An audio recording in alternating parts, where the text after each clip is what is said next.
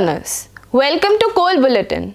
I am Anushka and here are this week's recent updates for School of Open Learning, University of Delhi. UG and PG admissions closed for 2024-25.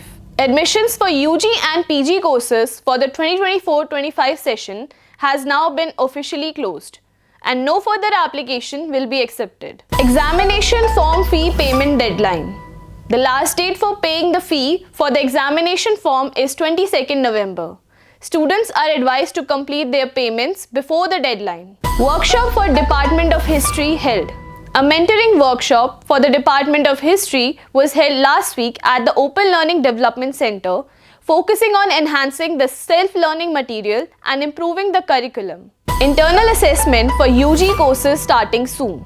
The internal assessment for UG courses is set to begin soon with a tentative start date of 25th November.